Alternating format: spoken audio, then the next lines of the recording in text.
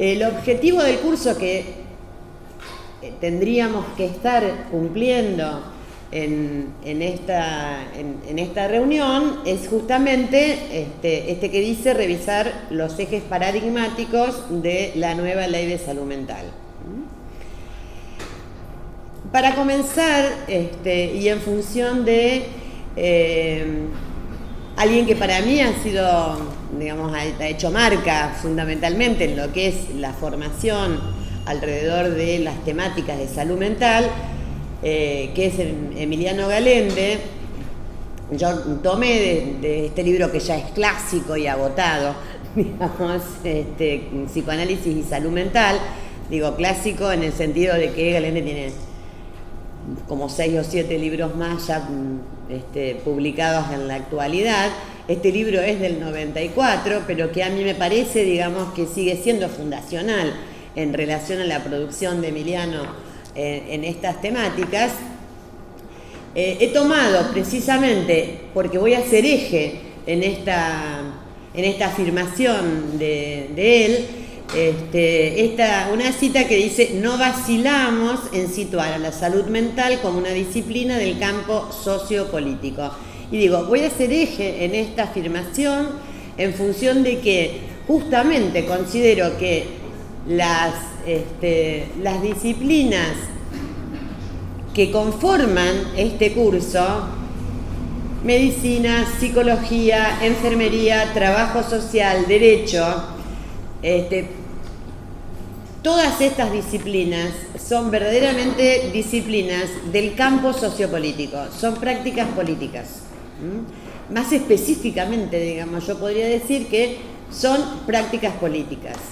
Y ahí me parece que esto a mí me interesa, digamos, situar como eje de mi exposición, digamos, esta afirmación, fundamentalmente para poder entender, digamos, algo que Michel Foucault, digamos, ha planteado a lo largo de casi todos sus cursos, y es que justamente las pretendidas ciencias o disciplinas son las que otorgan validez y verdad a operaciones indudablemente políticas. En este sentido, creo que, digamos, es menester que entendamos cuál es la función política de nuestra tarea, por ejemplo, como docentes y por lo tanto transmisores de determinadas teorías, determinadas disciplinas, determinados discursos.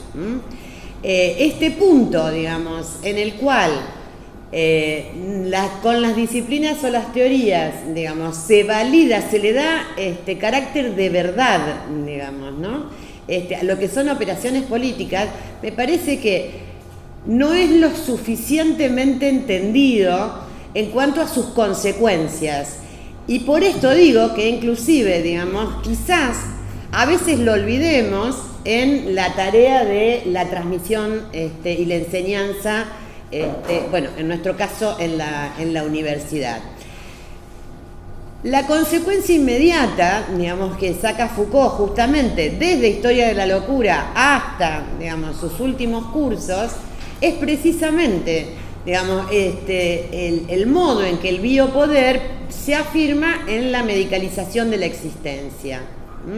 Pero entonces verán, digamos, que es necesaria la operación de validación para otorgar legitimidad y verdad social, precisamente, a lo que son operaciones políticas, es decir, operaciones de, por ejemplo, en este caso, digamos, de control de la vida, de los cuerpos, digamos, y de las poblaciones. Otra afirmación que me parece interesantísima, digamos, pensada, y que verdaderamente es algo, digamos, en lo cual yo reconozco la marca de la teorización de Emiliano Galende, es que en salud mental, las relaciones en salud mental tienen que poder pensarse, todas las relaciones en salud mental, todas, dice él, es decir, tanto sea entre los profesionales, de los profesionales con la sociedad, de los profesionales con las autoridades, entre, digamos, profesionales y de los profesionales con los usuarios, y también las relaciones de los usuarios entre sí y de los usuarios con la sociedad y con la comunidad, tiene que poder pensarse en relación al binomio exclusión-inclusión. En este sentido, y para ser muy sintético sobre esta cuestión de la exclusión y la inclusión, evidentemente hay muchísima bibliografía, digamos. Para ser muy sintético, me pareció situar el modo, digamos, en que respecto a la exclusión, digamos, justamente podemos decir que el poder se ejerce en relación a este requerimiento de homogeneización y, por lo tanto, de exclusión de algo que va a quedar como el resto, justamente aquello que no puede homogeneizarse. Y esto, digamos, podemos pensarlo en tres dimensiones, que por supuesto son tres dimensiones que actúan, digamos, simultáneamente. En el interior del sujeto, en donde podemos pensar la exclusión como es decir, la exclusión de la locura como lo otro de la razón, en los grupos, y el fenómeno, digamos, característico es la separación del chivo expiatorio, y en la sociedad como separación del marginal. Ahora, insisto, son tres dimensiones que no actúan separadas, digamos. Pero en este punto me parece que las operaciones de exclusión, y por eso me interesaba resaltar este punteado de las tres dimensiones, operan precisamente desde el interior del sujeto, desde el interior de los grupos y en el interior de la sociedad. Es decir, no solamente son operaciones que operan en los grupos o desde la sociedad hacia. ¿Queda claro esto?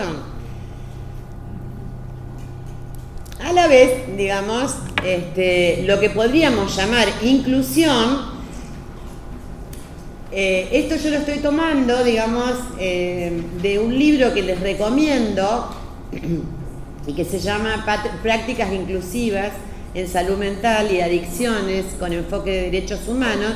Ahora, está en internet, es parte de publicaciones del Ministerio de Justicia y del INADI, digamos.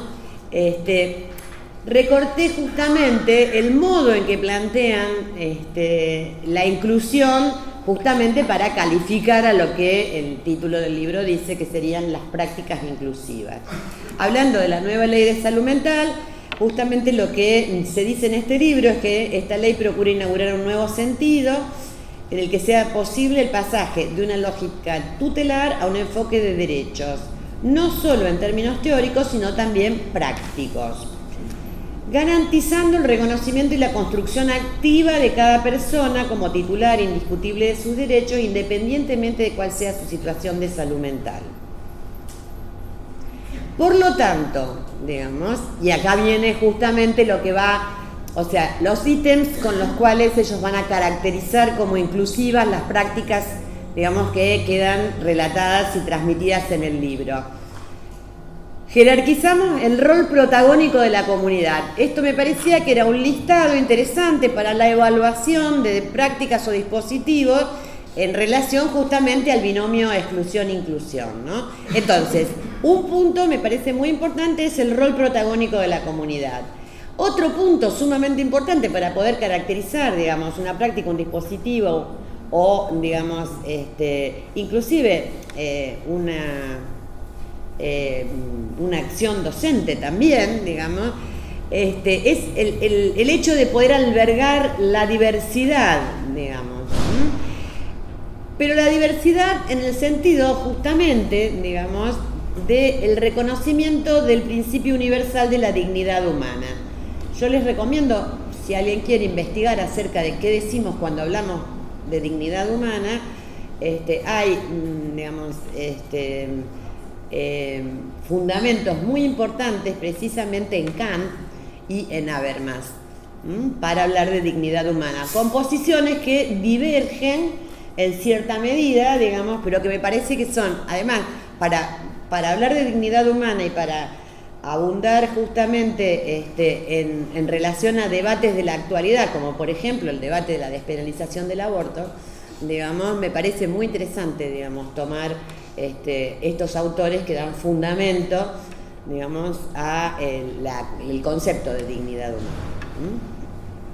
El otro punto que me parecía también interesante es la generación de alternativas en las cuales, digamos, justamente alternativas, digamos, de construcción de dispositivos, modelos o acciones que afecten lo menos posible las libertades individuales y alojen en toda su dignidad, y acá vemos que los autores justamente del libro del que estoy tomando estos principios, digamos, o estos, digamos, ítems que caracterizan una práctica como inclusiva, vuelven a tomar la cuestión de la dignidad, de que alojen en toda su dignidad a quien transita una situación de padecimiento en su salud mental.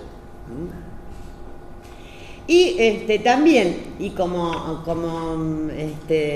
final de esta cita media larga, digamos, pero que me parecía importante, digamos, aparece este planteo, que es en el devenir de la práctica donde se presenta su carácter inclusivo. Es decir, digamos, que no hay posibilidades de pensar, o sea, uno puede pensar que una práctica, un dispositivo, digamos, está planteado, digamos, con intenciones justamente inclusivas, pero luego tiene que analizar precisamente, digamos, esto que se hizo justamente porque es allí donde se va a revelar el carácter inclusivo o no justamente de la práctica, en lo que van a ser sus consecuencias. Yo recomiendo calurosamente este libro, digamos, porque tiene, que es justamente el que está citado, digamos, allí, prácticas inclusivas en salud mental y adicciones con enfoque de derechos humanos. Este libro, digamos, está editado por el INADI y el Ministerio de Justicia y Derechos Humanos, está en PDF, se consigue en internet,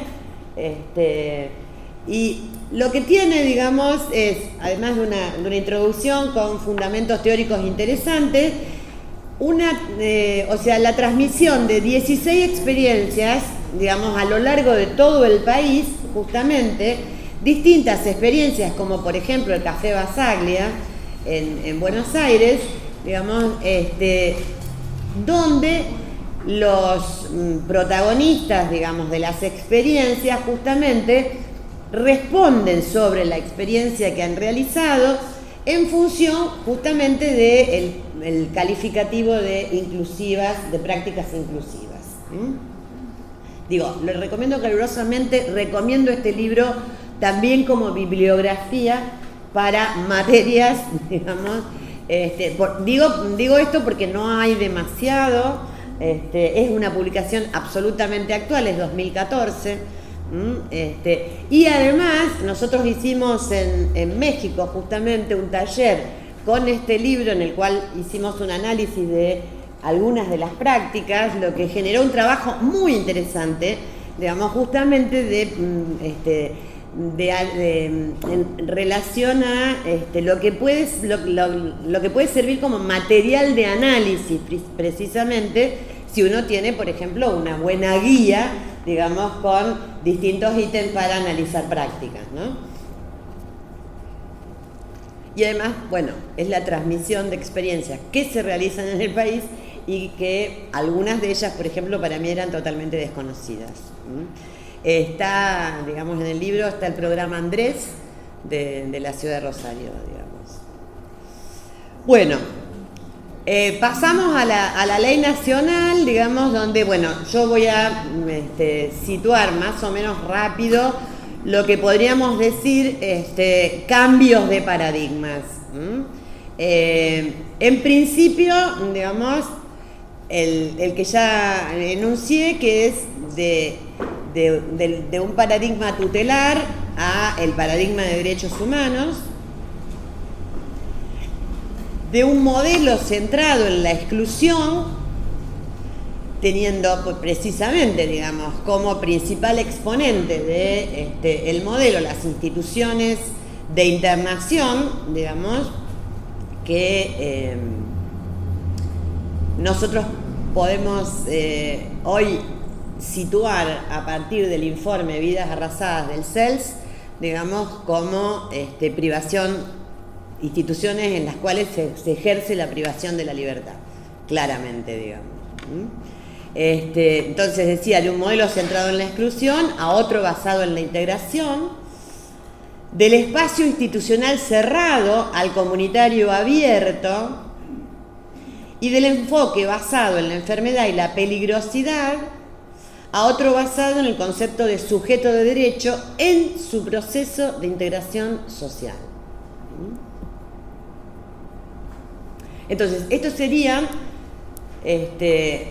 los paradigmas que habría que sustituir, digamos, ¿no? Por un lado tenemos sujetos privados de derecho, sujetos privados de la libertad, como sujetos de prácticas de un determinado modelo que todavía sigue teniendo, digamos, al menos expresión práctica en nuestro país, digamos, de un modelo centrado en la exclusión, en los espacios institucionales cerrados, basado en la enfermedad y la peligrosidad, a, digamos, el enfoque de derechos humanos, la integración o la inclusión, digamos, los espacios comunitarios abiertos y el concepto de el padeciente, digamos, o aquel que sufre, digamos, subjetivamente como sujeto de derecho en proceso de integración social.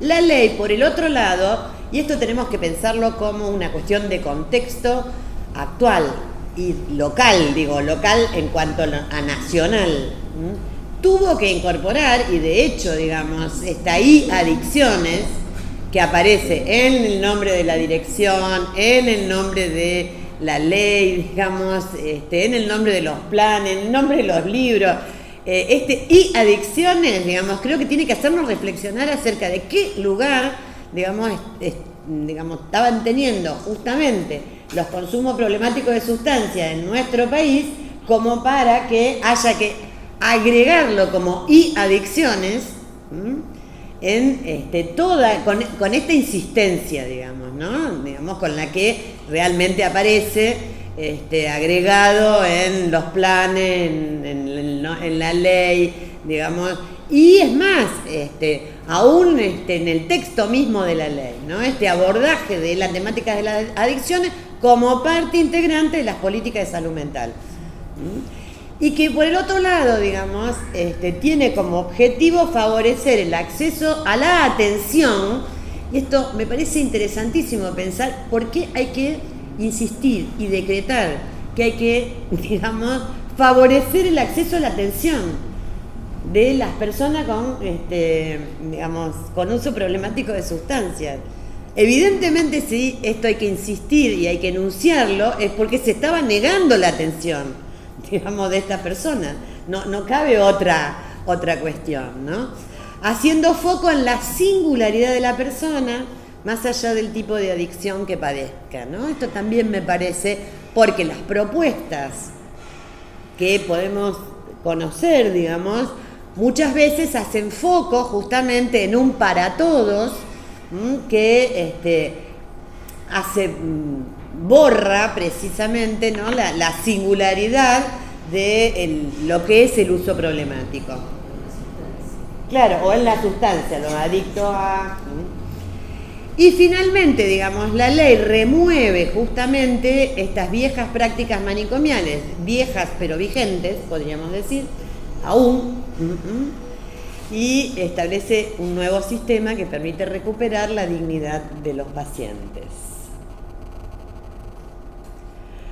Veamos alguna cuestión muy breve acerca de sustitución de paradigmas, y si no, bueno, de hecho el autor, digamos, que yo he consultado está a disposición porque además está en internet, que es Ken Wilber. Digamos, de todos modos hay muchos textos sobre el tema de los paradigmas, los cambios de paradigma, la sustitución de paradigmas. A mí me gustó mucho, digamos, esta cita que le hacen en principio, donde precisamente él plantea que la realidad es construida, es decir, que no hay una realidad independientemente de aquel que la piensa, y fundamentalmente me interesa este último punto, digamos, cuando dice: no intentes cambiar el mundo, opta por cambiar tu manera de pensar en el mundo, ¿no? Me parece que este es un punto que nos atañe a todos los docentes, digamos, universitarios, porque nosotros podemos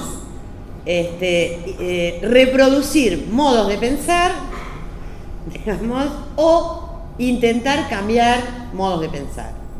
Es función del docente, digamos, la introducción o la reproducción de modos de pensar o justamente, digamos, la promoción de nuevos modos de pensar el mundo. Como todos ustedes saben, y yo no hago más que hacer pie en esto, digamos, un paradigma es precisamente una teoría general de tal alcance que nos puede dar cuenta de determinado o de la mayor parte de fenómenos de un campo o proporcionar contexto justamente para esos fenómenos. Ahora bien, la introducción de un nuevo paradigma es muy difícil, digamos, y justamente da lugar a lo que Kuhn llama choque de paradigmas. Y esto, hay un texto que yo había mandado antes que se llama Dilemas y controversias respecto a la nueva ley de salud mental. Es un texto interesante porque están de un lado todas las opiniones a favor, del otro lado todas las opiniones en contra. Me parece que ese texto justamente marca el choque de paradigmas, ¿no? Ahora, es un texto que yo les recomiendo, digamos, leer, Dilemas y controversias en torno a la nueva ley de salud mental, se llama. Se los recomiendo porque es muy interesante hacer una lectura de análisis del discurso, fundamentalmente, en relación a qué es lo que están diciendo las personas, digamos, que hablan a favor, y qué es lo que están diciendo, cuáles son, justamente, en qué paradigmas se basan, digamos, las críticas a la ley, ¿no? Ahí está claro cómo se trata de esto, de un choque de paradigmas. Y fíjense que precisamente ya está anunciado algo que también está sucediendo, porque de hecho está sucediendo, digamos que cuando hay choque de paradigmas, el antagonismo y la mala comunicación entre las facciones es algo común, y esto es lo que permite entender la dificultad con que los procesos innovadores, digamos, justamente muchas veces hayan permanecido durante bastante tiempo ignorados. Y esto a mí me parece interesante, porque yo empecé hablando de un texto, digamos, de 1994, de Emiliano Galende, pero yo podría citarles inclusive el plan de salud mental de Ciampi, de los años 30, en la ciudad de Rosario, en donde ya en aquellos momentos Ciampi hace una serie de propuestas, digamos, que hoy resultarían absolutamente de acuerdo a la nueva ley de salud mental. En este sentido, digamos, bueno, ahí veo alguien que me hace así, digamos, que nos conocemos desde hace rato, justamente de este campo de la salud mental, estoy hablando de Andrea Labartete, digamos, y digo, nos conocemos hace rato porque hace rato que venimos trabajando en lo que es la formación, digamos, respecto al campo de la salud mental. Acá hay cuestiones, o sea, nosotros, por ejemplo, digamos, en el año 85, digamos, en la facultad, el Consejo Directivo de la Facultad de Medicina autorizó que la residencia de psiquiatría de la Facultad de Medicina, digamos, hiciera sus prácticas en el Hospital General, digamos, ¿no? Y esto es algo que digamos,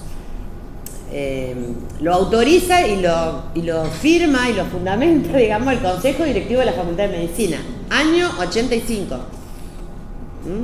Entonces, digo, es difícil lograr justamente que los nuevos paradigmas lleguen a constituir, ¿no?, el paradigma, con el cual comprendemos la mayor cantidad de los fenómenos del campo, etcétera, etcétera. Este autor, Croxatto, digamos, en un texto que también está en internet, que se llama Dos paradigmas en pugna, y que fundamentalmente, digamos, trabaja la problemática, y esto es me parece que específicamente, digamos, para los compañeros de derecho, Pero, digo, específicamente y no tanto, porque a nosotros también nos importa, los que estamos en otras carreras y disciplinas, nos importa mucho conocer cuál es él está discutiendo el lugar del curador, digamos, en este texto. Dos paradigmas en pugna.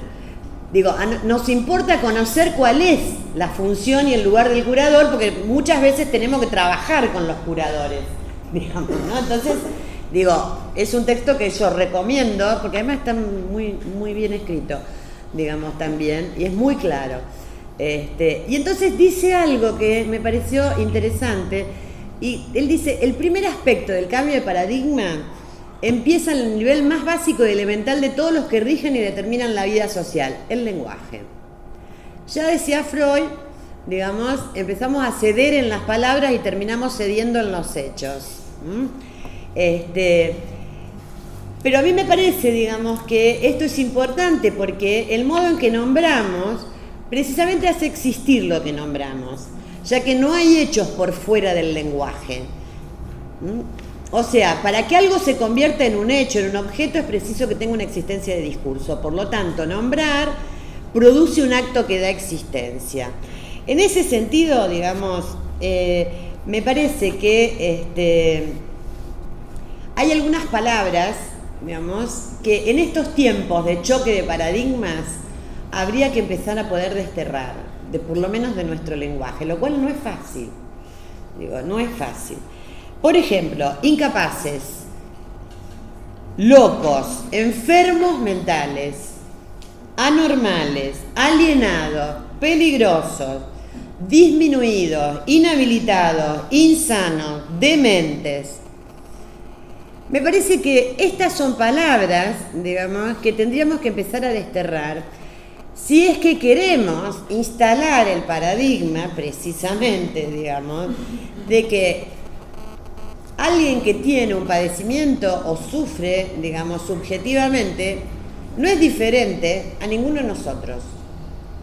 A ver, digo, todos nosotros podríamos estar situados dentro de el campo de aquellos que padecen, digamos, o sufren subjetivamente.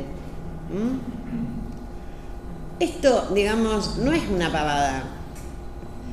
A ver, digo, quedar situado del lado, digamos, de los padecientes no es una pavada, porque tradicionalmente la figura del loco fue el otro de aquel que podía pensar y convertirlo en objeto de conocimiento. Fue precisamente siempre el otro. O más específicamente, ¿no? Fue el objeto del sujeto cognoscente, que era aquel que se podía disponer para tratarlo. Entonces, pensar que la locura nos habita a todos, por el solo hecho, digamos, de que nos habita a todos por el solo hecho, digamos, de ser hablantes, a mí me parece que esto podría reubicar la cuestión del modo, digamos, en que nos situamos justamente frente a las prácticas que realizamos.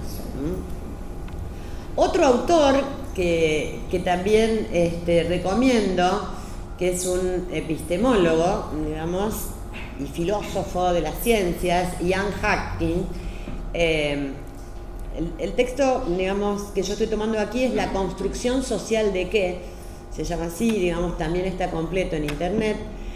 Dice esto, ¿no? Y habla dice, las clases típicamente interactivas son categorías, atributos y conductas humanas que pueden cambiar por efecto del bucle clasificatorio creado por la conciencia más o menos pública de dichas clases. Es decir, él va a plantear, digamos, que la clasificación, si bien se realiza, la clasificación en clases, si bien se realiza sobre, digamos, determinados objetos y fenómenos, actúa produciendo esos mismos objetos y fenómenos. Él habla de este bucle en el cual finalmente, digamos, es la clasificación la que produce el objeto o el fenómeno.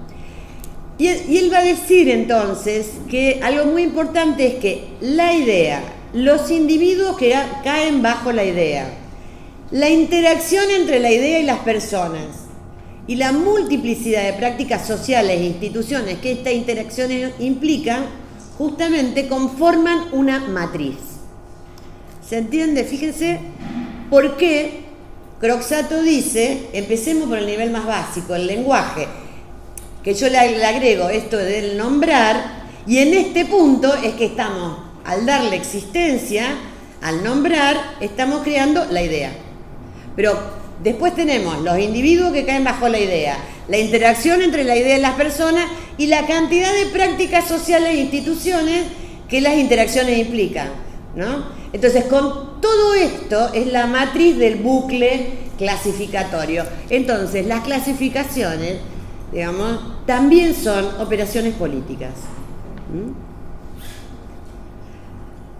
Fíjense por qué, digamos, porque en la negociación de los criterios de decisión, digamos, justamente es donde aparece la posibilidad de establecer una forma de conocimiento. Nosotros estamos en este punto, en cuanto a la nueva ley de salud mental y los paradigmas que se desprenden, digamos, de esta nueva ley, ¿no? En la negociación de criterios de decisión.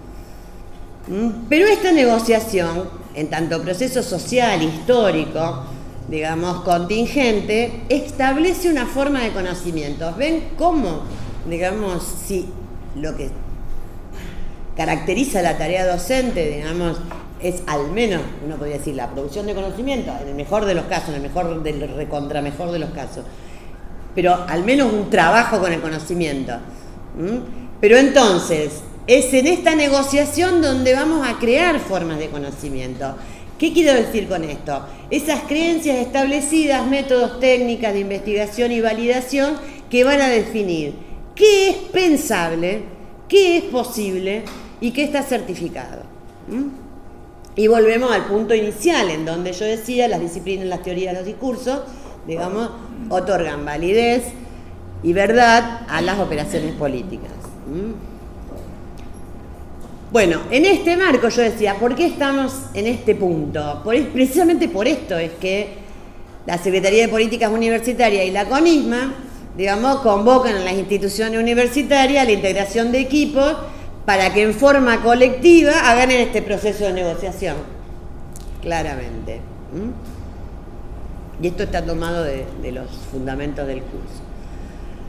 Otro elemento para poder pensar cuestiones, digamos, y desplegarlas en las materias que damos, ¿no? Rosenberg, que es un historiador de la medicina que nació en 1936, no es que escribió en 1936, habla de la inexistencia, digamos, de la enfermedad como constructo, digamos, hasta tanto se haya acordado su existencia, digamos, ¿no? Y vuelve sobre esto, al nombrarla e intervenir sobre ella.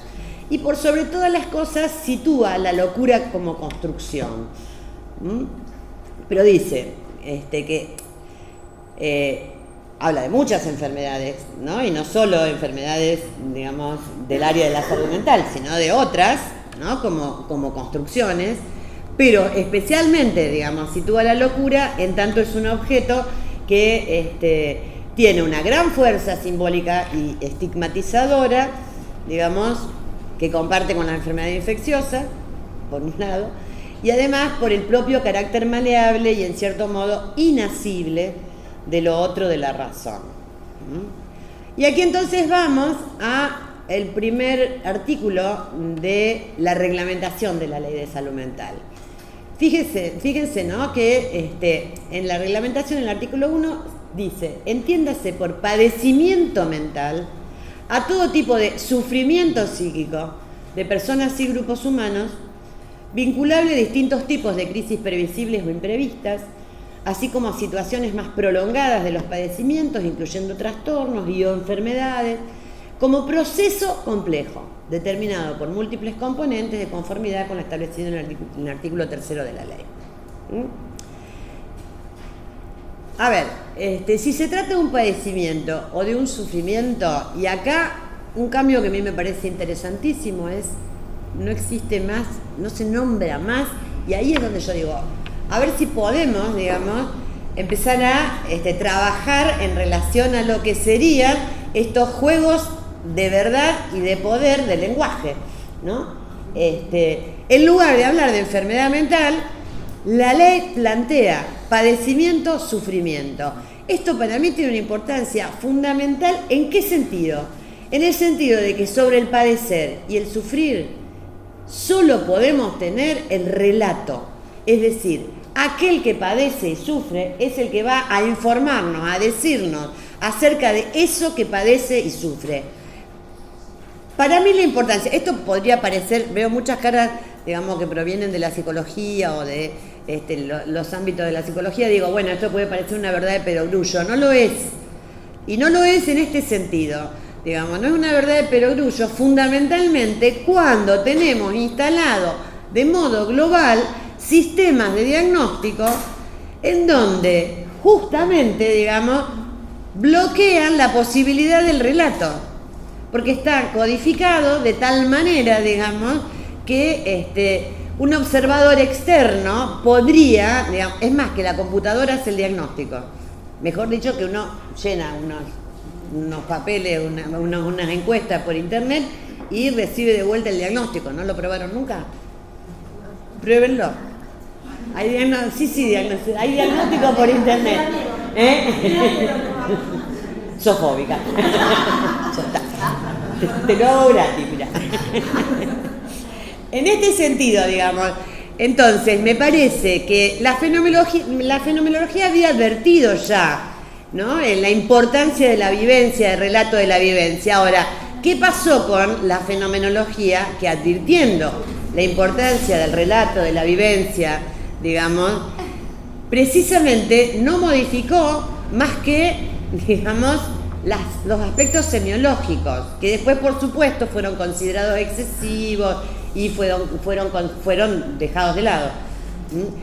La fenomenología, que podría haber sido un intento muy rico, digamos, de vuelta a poner en orden, digamos, el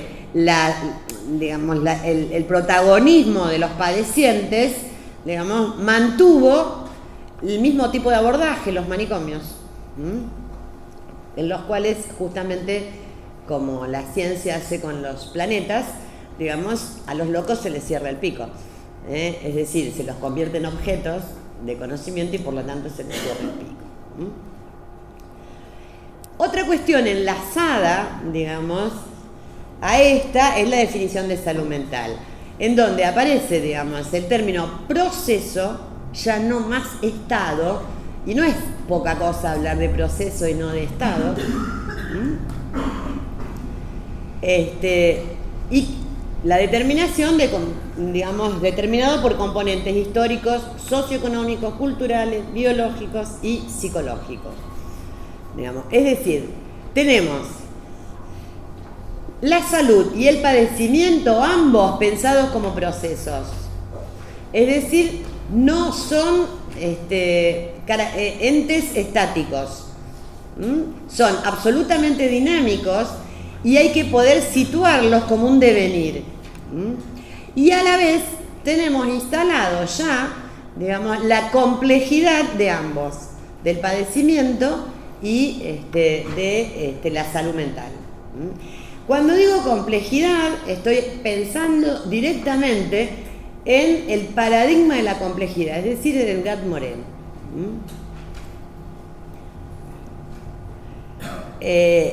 Y digo que estoy pensando en Edgar Morin fundamentalmente en función de... Espera que se los digo y después vamos donde lo tengo por acá en la cita. Digamos, en función de que la complejidad no es algo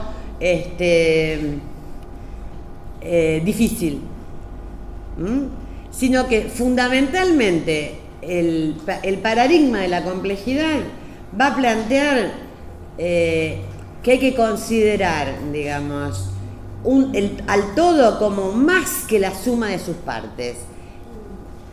¿Qué quiere decir con eso? Quiere decir que un todo tiene partes, pero esas partes tienen un tipo de relación entre ellas que van a conformar el todo. Por lo tanto, las partes sin las relaciones no nos dan el todo. En este sentido, digamos, el pensamiento complejo proviene de esto, de lo que está tramado junto, de complexus, que quiere decir lo que está tramado junto. Pero entonces, esto va directamente enlazado a la discusión que iniciamos el otro día acerca de la interdisciplina. Va absolutamente enlazado. Porque entonces no es la multidisciplina, no es la sumatoria de partes, sino es la posibilidad de un trabajo entre disciplinas que den cuenta de las relaciones de estos componentes que quizás cada disciplina aborda específicamente, pero que luego se manifiestan en un orden de relaciones tal que es imposible separarlas. Es decir, no podemos separar la parte social, como dicen los alumnos de medicina. No, lo social, me tomo lo social y lo biológico, digamos. Pero no podemos separar una parte de la otra, digamos, porque es la interacción lo que se manifiesta en los fenómenos, digamos, con los que trabajamos, ¿no? O sea, no podemos separar lo biológico de lo psicológico, de lo histórico, son las relaciones entre ellas, digamos, ¿no? Y para esto me parece que la utilidad, digamos, del paradigma de la complejidad es inmejorable.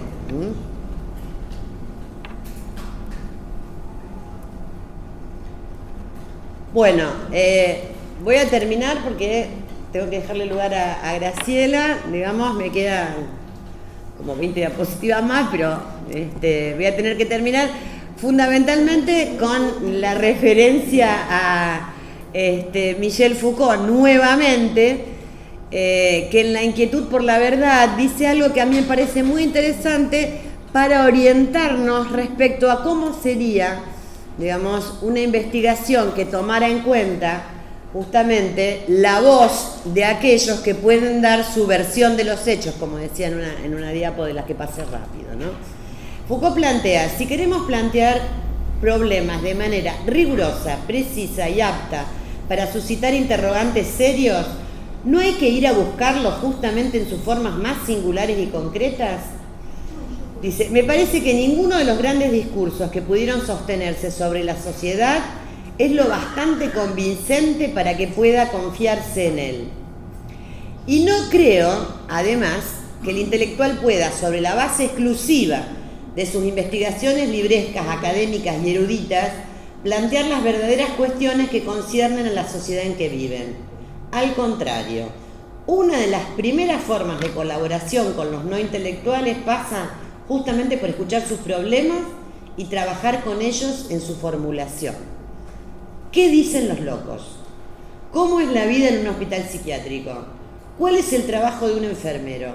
¿Cómo reaccionan?